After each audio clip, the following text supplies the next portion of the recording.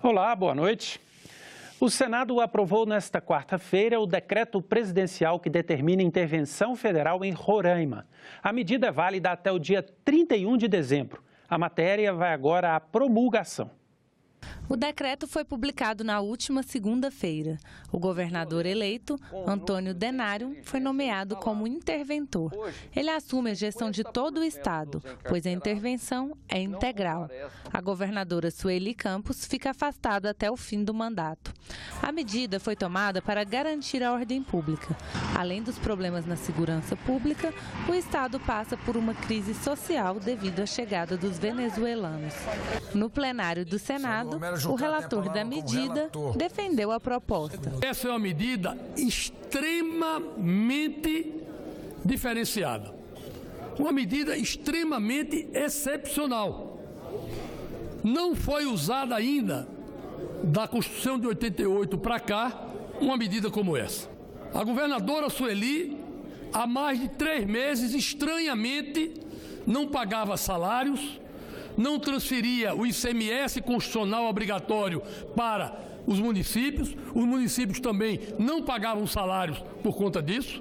A questão dos venezuelanos agravou ainda mais essa situação. A senadora Vanessa Graziotin criticou o decreto, falando que se trata de uma intervenção política. O presidente da República decide ir além, sem nenhuma recomendação, decide fazer uma intervenção geral, retirando uma governadora do poder, uma governadora que foi eleita pelo povo. Mas o mais grave, nomeou como interventor o governador eleito.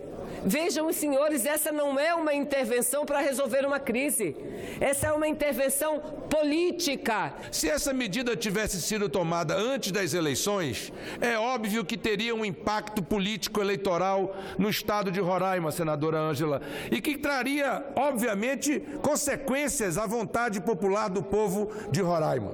Para o senador Humberto Costa, a proposta é perigosa. Tornar isso uma prática, em especial nós todos sabendo que o futuro presidente da República tem um perfil profundamente autoritário e, como tal, a abertura desse precedente eu vejo como muito perigoso.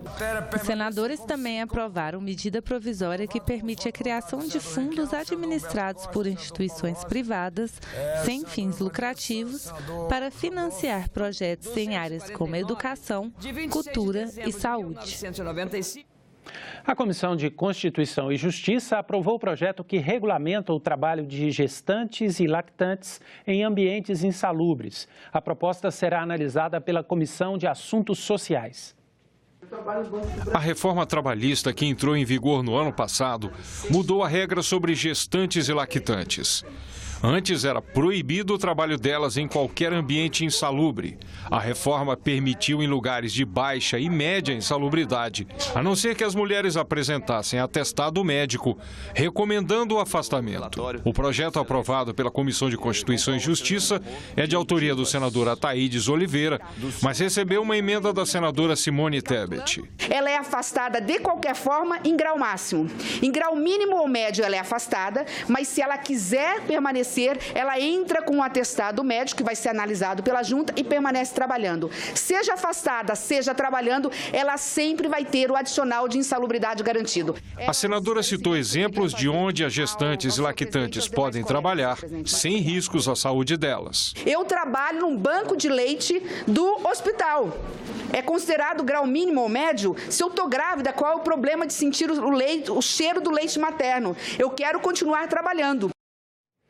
A Comissão de Direitos Humanos aprovou nesta quarta-feira relatório sobre proposta que institui a Política Nacional de Informações e Estatísticas relacionadas à violência contra a mulher. O objetivo da proposta é integrar e disponibilizar informações sobre todos os tipos de violência contra as mulheres, para subsidiar a formulação e a implementação das políticas de enfrentamento a esse tipo de violência. Mas a relatora, senadora Vanessa Graziotin, discordou de mudanças feitas pela Câmara e pediu a rejeição delas. Uma das alterações refere-se à definição de violência contra a mulher. A Câmara sugeriu que seja relacionada relacionada mais com questões biológicas do que com questões de gênero, como estava no texto do Senado. Paulo Paim disse que recebeu apelos para aprovação do texto com a redação proposta pela Câmara. Mas a comissão decidiu aprovar o relatório, deixando a discussão do mérito para a próxima etapa de análise, que será na Comissão de Constituição e Justiça. As mulheres que falaram comigo aqui dizem que o projeto é excelente e que teriam feito um acordo na Câmara, aquela velha história da palavra gênero. Não é a minha posição. E que esse acordo seria para sancionar o projeto, inclusive no novo governo. E que, se nós retornar ao original, o projeto provavelmente será vetado. Eu não estou fazendo nenhuma análise de mérito. Eu apenas quero que os senhores definam e eu acompanharei o voto de vocês aqui. A gente vota aqui, mas ele vai para a CCJ e lá, só no ano que vem mesmo, porque o projeto é bom. O problema é as questões ideológicas que se criou em torno da palavra gênero. Eu acho que você podia revogar a gramática da língua portuguesa, porque foi onde a gente aprende a palavra gênero na gramática, logo começa a estudar. A comissão aprovou também proposta que cria a Política Nacional de Acolhimento de Crianças e Adolescentes que estejam sob medidas protetivas previstas no Estatuto da Criança e do Adolescente. Agora, o projeto segue para análise da Comissão de Assuntos Sociais e depois para a Comissão de Constituição e Justiça. Mas um projeto, resumindo, ele tem como prioridade a criança ficar com a família. E quando isto não for possível, ele busca regulações para abrigos que tenham condição básica, pelo menos mínimas, de atendimento de qualidade. Porque hoje nós temos, senador Paim, abrigos muitos no país, cada um de um jeito. E o que nós percebemos é que eles não têm uma regulamentação do que deve ser feito.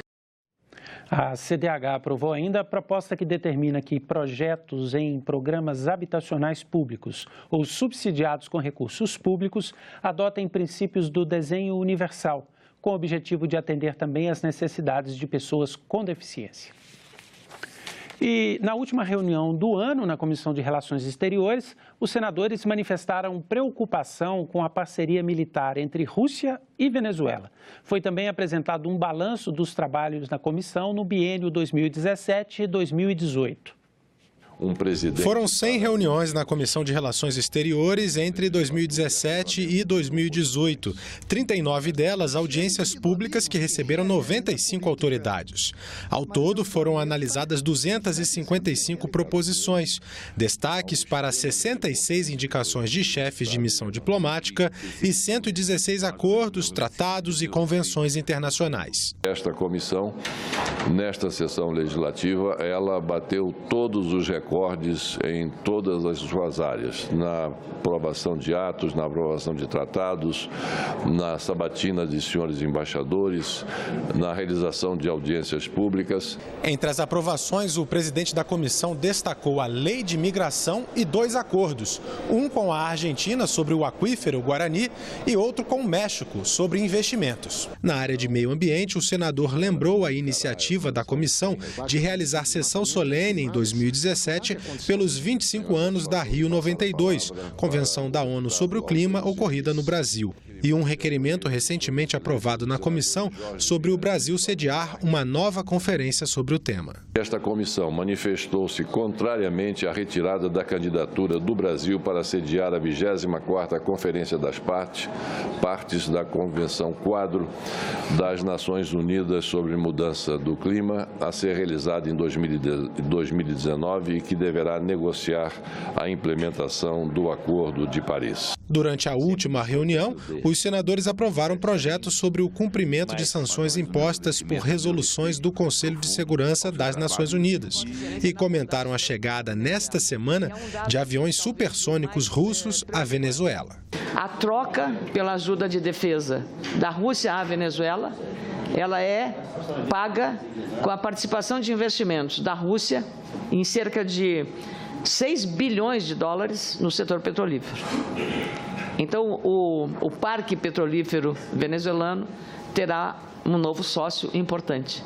É bom pensar nisso, né, presidente? É extremamente preocupante quando, nessa crise social, nessa crise de mendicância praticamente, ainda se pensa numa corrida armamentista. O cara está passando fome e comprando joias de diamante. É difícil a situação. Na Comissão de Desenvolvimento Regional, os senadores aprovaram nesta quarta-feira o relatório de avaliação da Política Nacional de Segurança de Barragens. O documento, de autoria do senador Elmano Ferrer, traz uma série de recomendações a instituições como o Conselho Nacional de Recursos Hídricos, o Departamento de Obras contra as Secas e a Agência Nacional de Águas.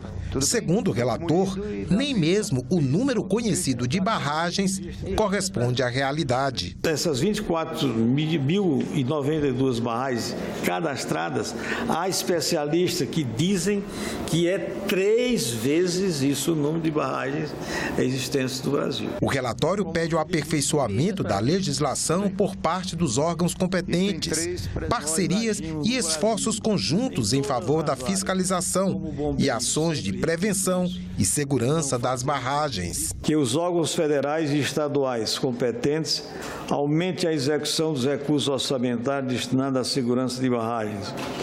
Que os estados promovam a independência dos órgãos fiscalizadores em relação aos órgãos empreendedores.